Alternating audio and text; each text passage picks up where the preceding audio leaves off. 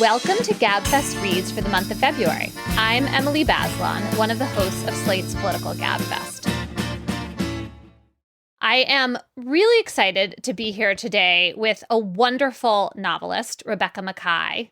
Hi, Rebecca. Hi. So glad that you were joining us for this book, which I think is going to be a big splash, and I had such a good time reading.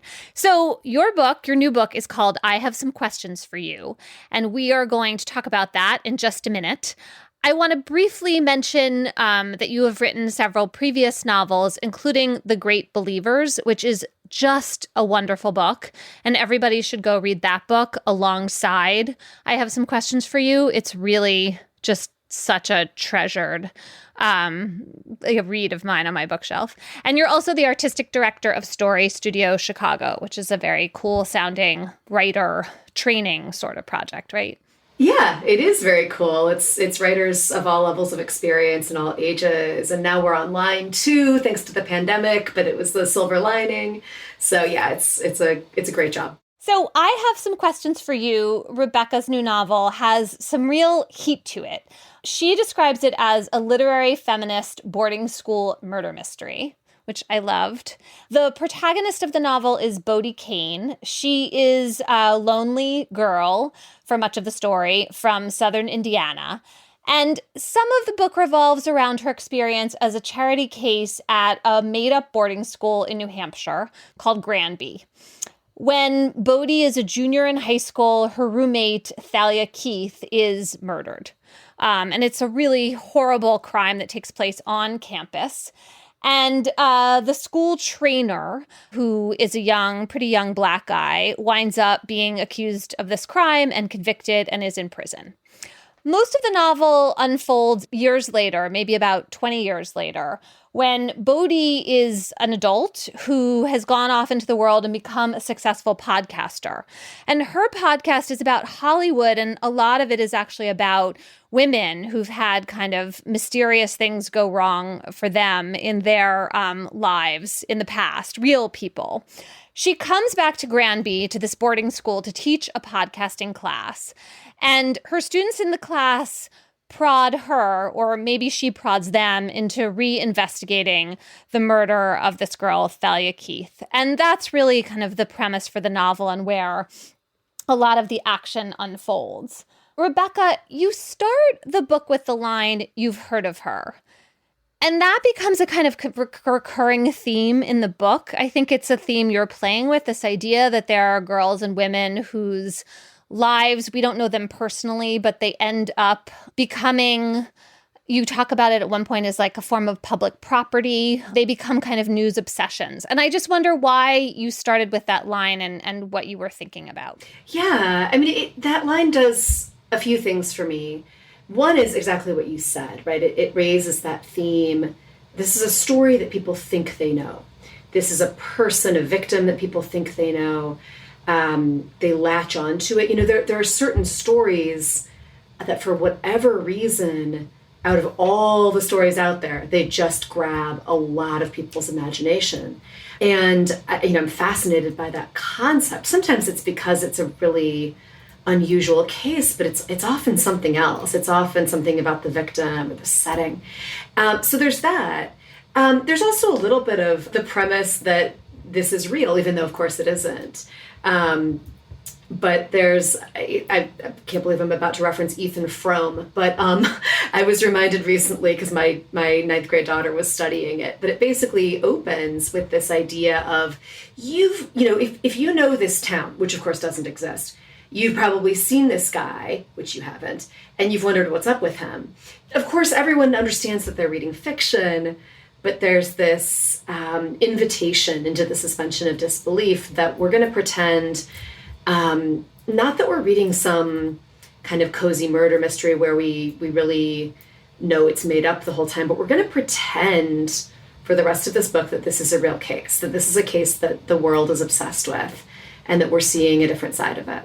Was it easy to make the choice to write about the death of a young girl, right? I mean, you're both playing with that idea and noticing our obsession, but you're also, of course, engaging in it because this is the subject matter of the book. And there's a kind of layered notion to I don't know if I should use the word purpose of the novel, but there's a layered notion to the experience of reading the novel. And it seems quite deliberate. And I wondered about the choices you were making. Right. I mean, it is hopefully subverting a lot of expectations. It's examining a lot about why we are particularly interested in crimes against young women. Why are women particularly interested in these stories as well? But it's also, it is partaking of that quite knowingly. In this particular case, there are reasons that people are obsessed with what's going on that are maybe a little bit lurid, but it is also genuinely an interesting case. And with this book, it's going to examine this lurid interest, but it's also going to actually dive into what really happened. Yeah, so Bodhi and her students are very interested in what really happened, and they're inevitably going to unsettle some of the decisions that were made along the way in the real-time investigation of the case. The book is also written in parts as a kind of letter or maybe like long audio diary entry to Mr. Block. And Mr. Block was the music and theater teacher who Bodhi really looked up to in the time she was in school, and he was also close to Thalia. And I wondered why you made that choice, that kind of epistolary form, with him as the imagined receiver of the letters. And to be clear, it's never stated that she's writing this or recording it. It's more that she's kind of thinking it at him. And she talks a little bit about in her childhood always feeling like there was some audience, someone was watching her in some way. That's something I think a lot of us experience. I was definitely one of those kids. I always had someone in mind who was watching me do whatever I was doing. And I can fall into that as an adult a little bit too. And especially if you revisit a certain place where there was someone who was important to you, you interacted with them there. Maybe someone you've lost, maybe just someone from your past. And so when she sets foot back on campus, without quite at first knowing why, the person that she is thinking of, that she's narrating her actions to, I think, to me, it's just really in her head, is this music teacher. Because she was attached to him for sure, but also because there are things nagging at her subconsciously about the involvement he might have had in this young woman's disappearance. It also seems like you're telling us something or showing us something about storytelling, right? I mean, what you just described is that experience of feeling like you're narrating your own life and that there's someone in particular who's your audience, right? There's a wonderful passage in the book. Bodhi realizes in the course of thinking about all of this nagging subconscious of hers, that there were a bunch of kids who would have known at the time that Mr. Block and Thalia had a kind of relationship that would have made them nervous and uncomfortable, and yet nobody spoke up. And then you tell this story about fireflies, which I think really intersects with this question of why don't people say the things that are on their mind, even if they're unwelcome. I just wondered, what you were thinking about with that passage and what role it plays in the book. No, the idea there with that whole theme of the things that people know but maybe don't share, that's huge. When I look back on high school, the things that we were aware of, the things that we either, they were true or we thought they were true, oh my God, and we didn't feel like we were supposed to tell people. We felt like either the adults surely already know, or, this is kind of what it means to be adult, that these things happen around you, which is of course not true. Or we felt like, well, why would I be the one to bring this up? This isn't my problem. These aren't my friends. So that was something that, while I'm not writing about my own high school experience, I was thinking back on my own high school experience, and that was something that came into it. And then, there's this passage where they're in the New Hampshire woods, and there's a student there who has never seen fireflies before because he's from Denmark, and he is completely wigged out because he just has not even heard of fireflies before. And his perception of what's going on there is really skewed. And it was it's a way for Bodhi, my narrator, to start thinking about the different ways, not only that we perceive things in the moment, but the different ways we might remember them later. Right. I mean, it's almost like he's seeing alien creatures because there's just little tiny lights going off, and they're not in his frame of reference at all. Right. He describes them as tiny UFOs. He's trying to explain why he's late for the rehearsal for the musical. He says little UFOs. Yeah. Right. And then you say from Bodhi's point of view, it never would have occurred to us to say something.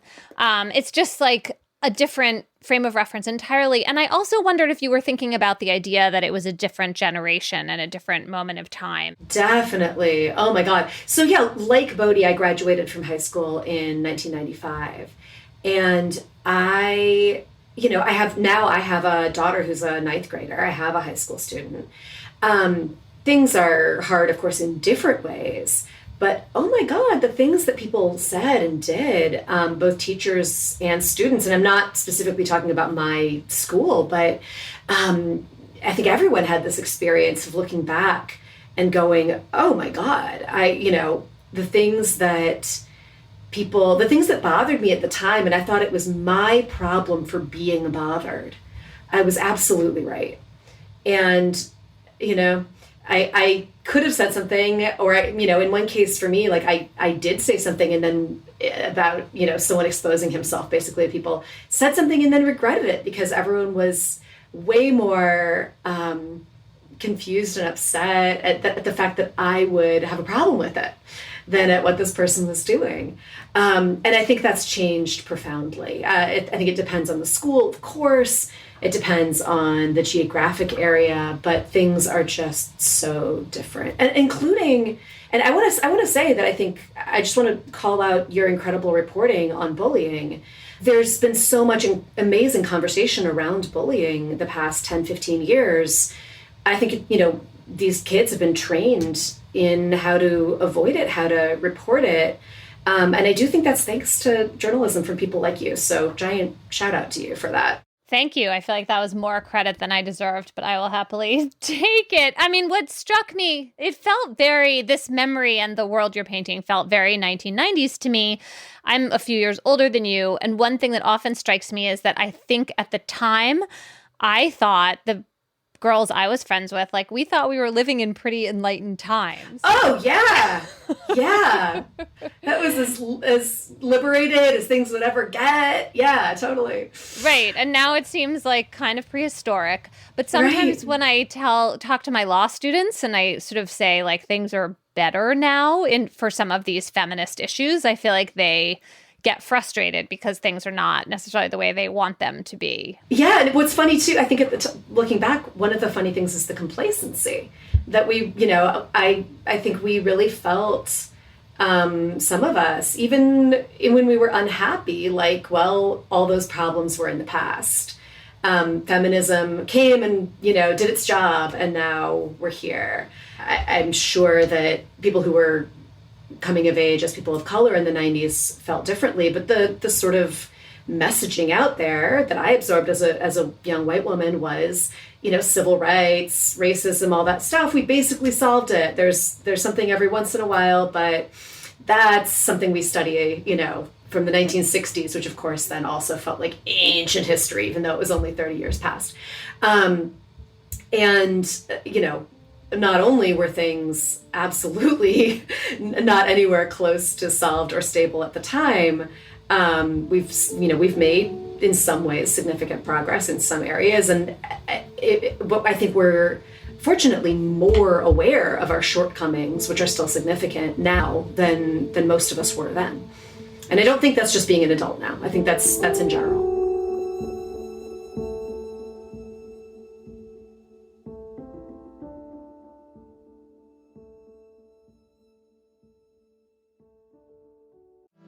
Hi, I'm Dahlia Lithwick, host of Slate's Amicus podcast, and I'm here to tell you that we have a special offer on Slate memberships. You can now get 3 months of Slate Plus for just $15, and you'll get no ads on any Slate podcasts, member-exclusive episodes and segments on my show Amicus, and shows like Political Gabfest and Slow Burn, and unlimited reading on the Slate site. And best of all, you would be supporting all of Slate's independent journalism as we cover everything that is happening in the news every day. Sign up for Slate Plus at slate.com/podcast plus. Again, that's 3 months for only $15. So sign up now at slate.com/podcasts plus.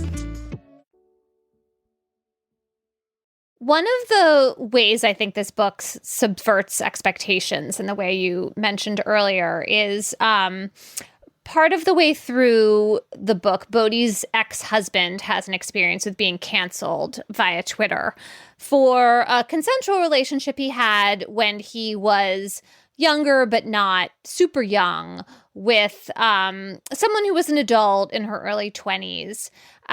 He is an artist. She was working at a gallery where his art was being presented and shown. And you do a really interesting job of sketching this kind of cancel culture moment that different people have very strong opinions about going in different directions. And it's a really interesting juxtaposition to a lot of the much more straightforward kind of feminist, righteous outrage in the book. Tell me about how you came up with that episode and what you're doing there and what you want. Right. Yeah, just how you thought about it. My job is to create complication. My job is to ask questions, right? Or to take questions I already had and then mess them up even more. I definitely never want to go into a book feeling like I have a point to prove or I have some lesson for people. I have the answers for people. I'm never interested in that. And so, you know, in this case, if the big questions on the table included abuse of power in you know, sexual relationships or romantic relationships when there's a big age differential, that's part of it, and also holding people accountable for their actions in the past, I wanted to include something that was not as easy, not as simple. And at the same time, and that's, you know, one of the main reasons it even crept in there to begin with was I was seeing these things happen in, you know, in the literary world, in other, you know, kind of public sectors. After that initial wave of Me Too, people being called out for things that in some cases, you know, okay, that's not illegal, but it's gross. And in other cases, things that some of us look at and go, well, I don't see what the problem is. This, you know, is an age differential really this huge issue in a relationship when we're talking about an adult woman who we'd like to think could make her own choices. That was something that was on my mind. It was something that I was, you know, talking with friends about quite a lot in the time I was writing this book as different situations came up. And so it crept in because it was just something I was stewing over. There are a lot of things that creep in because they're on your mind, but you keep the things that creep in and then speak to other elements of the book. I keep the things that work in this echo chamber. And so that's basically what happened. That's why I kept it, was this is actually doing things here. It's also, you know, it's throwing my main character, it's throwing Bodhi off balance to simultaneously be looking back and wanting to call people out for their actions in the past, but then to see a situation where she feels like she'd rather defend the person being accused. I think it succeeds both as plot and theme. I mean, you're creating a hard case, a case that's like full of gray area and that people can disagree about.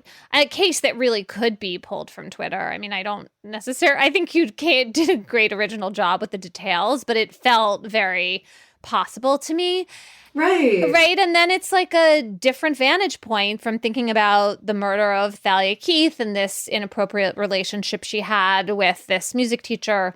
God, I really hate the word inappropriate. I should have come up with something better. It's funny how we just like, it's so stiff and starchy and doesn't really say anything. This like deeply troubling relationship. Right. And I think that there's something very interesting here about feminist agency, or really just female agency, that you can have, that the difference between age and power differential, the difference in the details is everything in a sense, right? Right. Yeah. There are so many different kinds of power. And I think we, of course, the problem is it's all a huge gray area. That's one of the reasons that we don't examine all of those when we talk about predatory relationships or imbalanced relationships. But there are differentials of things like money. There's the, differentials of success, differentials of advancement within a certain career. There are differences with certainly gender, certainly age, but also intelligence, also experience, also attractiveness, to be frank, right? That can really affect. And it's not clear. It's not as if both parties in a relationship experience that power balance the same way. So often people in a relationship, both people feel the other one is the person with all the power. And, the way that as Bodhi rather looks back on what she knows about this relationship between this 30-something music teacher and this senior in high school, she imagines that he, the music teacher, probably didn't feel like he was the one with all the power. He probably felt like, I'm putting this, I'm staking everything for you. You're the one in control. And she goes through different versions of that, including wondering actually if he actually took her life, wondering if something else happened. But, the way that we can see a relationship from the outside based just on, say, demographic details is one thing. And the way it looks to people on the inside is quite another. And of course, there is a black and white component to this where someone underage who is a student and someone who is an adult who is an instructor, that is absolutely inappropriate in just about everyone's book, including mine. But there's even so, there's just still more to think about. There's more to examine. And when we really try to get in the heads of the people involved in something like that, there are more questions than just, how dare you? That is a huge question. But my job as the author is not just to pass judgment. And in fact, maybe it's not to pass judgment at all. I can do that as a person, but as an author, my job is to get in people's heads.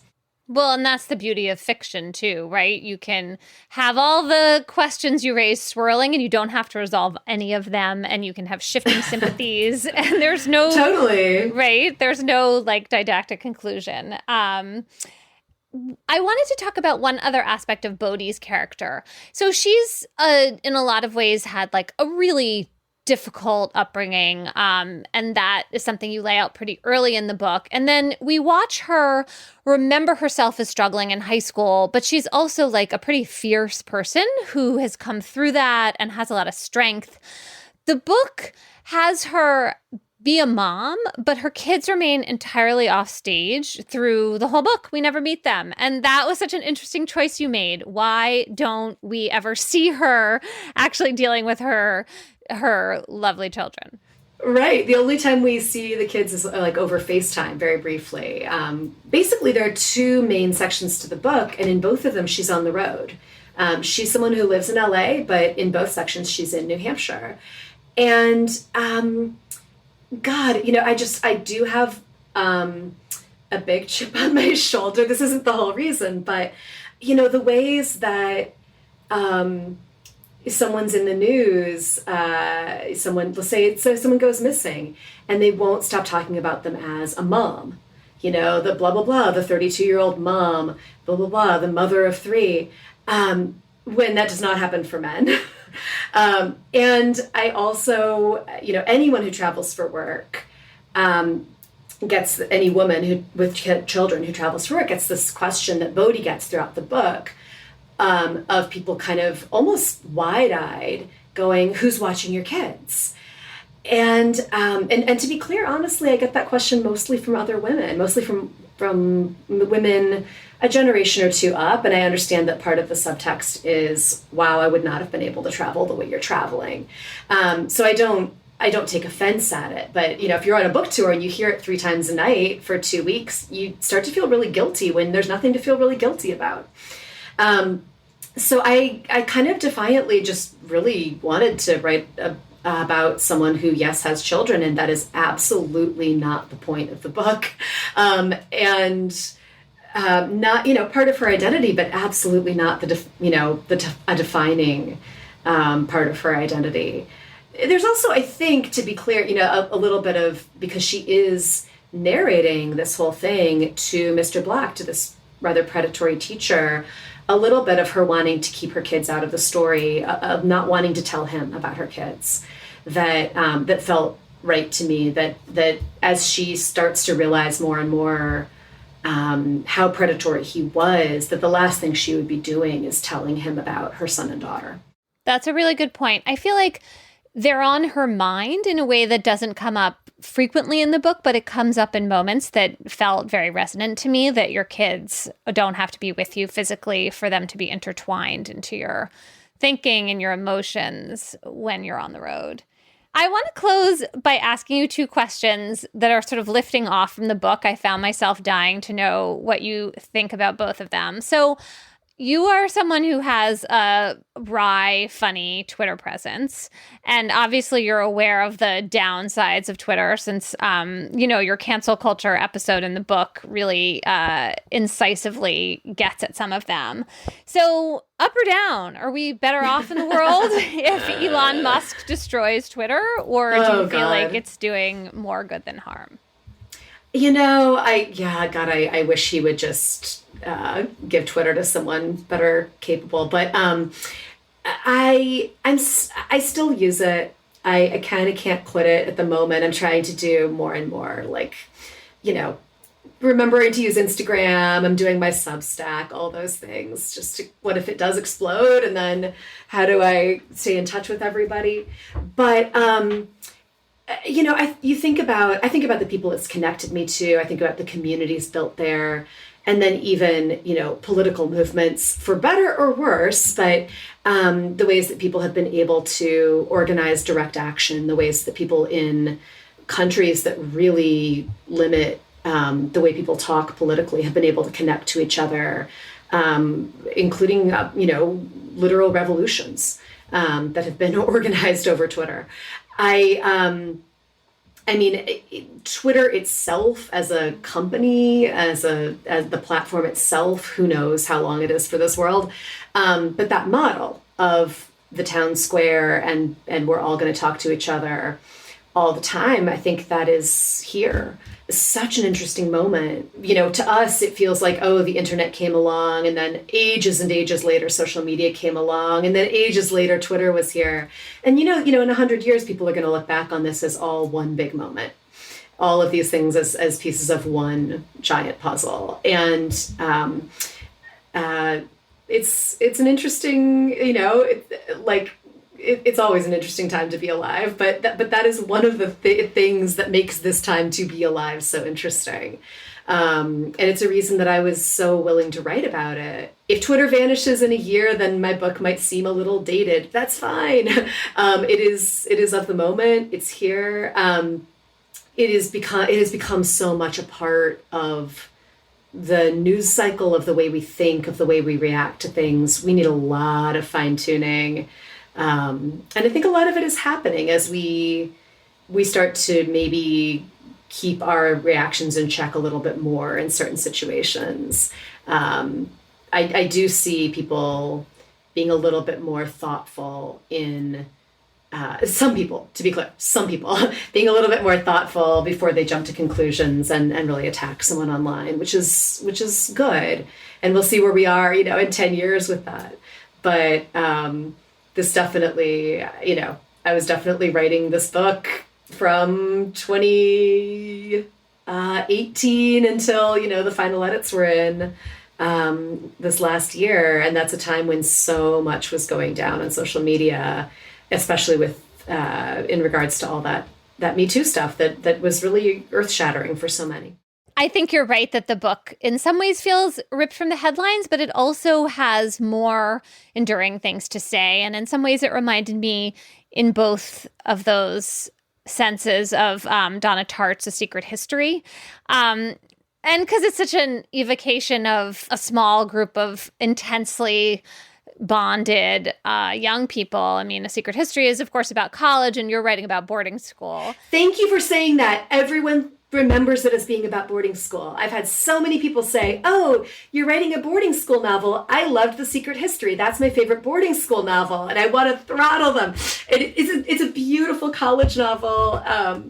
And the things these people do, you know, they're drinking, they're having fancy picnics with expensive bottles of wine. It's not about boarding school. Oh my God, thank they you for drink knowing like that. fish through that They book. It's do. crazy how much they drink in that book. But I think you should go with the comparison because that book is great. Oh, I will take the comparison Right? happily. Yes. I love that book. Absolutely. So my last question for you, and I should preface this by saying that I think from reading your afterword that you kind of grew up on a boarding school campus and you went Not to boarding school. Quite. Okay. Yeah. So I was a day student at a school that was mostly a boarding school. I was a year young for my class, so I was very awkward. I was a financial aid kid at a pretty wealthy school. I got a great education. I loved it. But I was, in very different ways than Bodhi. I was a little bit out of my element. So my husband is a high school English teacher, and he teaches, this is where it gets really weird. I met him on the East Coast. I dragged him back to Chicago. He got the job at the boarding school that I attended. So for the past 20 years, we have lived on the campus of the high school I attended. And I have raised my kids here. So I did not grow up on a boarding school campus, except, came of age in high school. But my kids are the ones who, my daughter learned to walk on the tennis court. They grew up running around the cafeteria. Babysitters from all over the world watching women's sports outside their window. So it's been just this incredible place to raise kids. But, at times a strange experience to walk around the place that I went to high school. I don't think it's that unusual. Plenty of people maybe grew up in a small town and the high school they went to is still right there and they run into the people they went to high school with all the time. So it's not that unusual.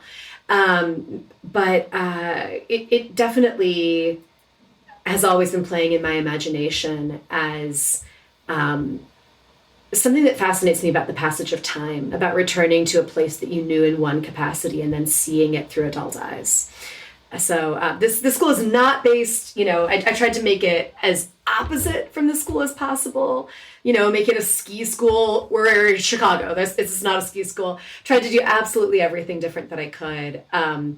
And it's not this school, and it's certainly not my adolescence, but simply the idea of that kind of palimpsest of layers written on top of each other in a certain place, especially a place where you came of age, that was something that this place has given me. Rebecca, thank you so much for talking about your really fun, interesting, intellectually meaty new novel. I have some questions for you.